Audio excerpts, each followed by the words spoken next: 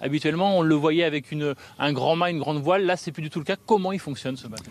Bonjour, donc ce bateau Energy Observer, c'est le bateau de la mixité énergétique. C'est le premier navire hydrogène qui va faire le tour du monde. Et en fait, il se sert de différentes sources d'énergie renouvelable et en plus, il a toute une chaîne de production d'hydrogène à partir de l'eau de mer. Alors justement, donc il y a à la fois l'hydrogène, il y a aussi les panneaux solaires que l'on voit derrière vous, et puis deux énormes éoliennes qui sont à l'arrière. On va peut-être les montrer sur les images d'Aurélie Crété.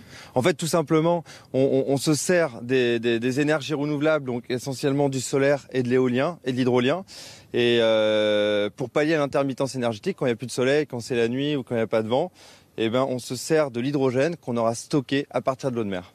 Alors c'est le premier bateau avec zéro rejet en CO2, on peut dire ça comme ça. Juste par contre sur l'hydrogène, est-ce qu'on peut expliquer, parce que c'est une ressource formidable l'hydrogène, on va aller la chercher dans l'eau de mer qui va être sous le bateau pendant tout ce voyage? Exactement, l'hydrogène c'est l'atome le plus présent dans l'univers, donc par contre on le trouve pas à l'état naturel, donc il faut en fait l'électrolyser, le désaliniser, déioniser, enfin il y a tout un process en fait pour produire cet hydrogène, et donc voilà, on va servir de l'énergie de l'eau de mer et des énergies renouvelables, c'est fantastique. Alors ça c'est complètement innovant, c'est le premier défi de ce bateau. Il y a un deuxième défi qui est de partir pendant 6 ans sans une escale.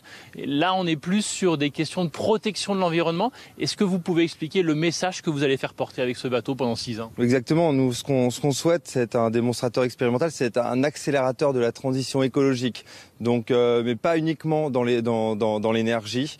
Donc ce bateau va faire en effet un tour du monde pendant 6 ans pour aller à la rencontre des personnes qui se lèvent tous les matins et qui œuvrent aussi pour un futur plus durable.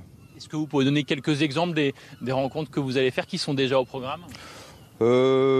C'est tellement vaste, mais en tout cas, comme je vous l'ai dit, on ne sera pas uniquement dans l'énergie, on sera dans le digital, dans la santé, dans l'agriculture, dans l'économie même sociale et solidaire. Et donc voilà, ça va être la surprise.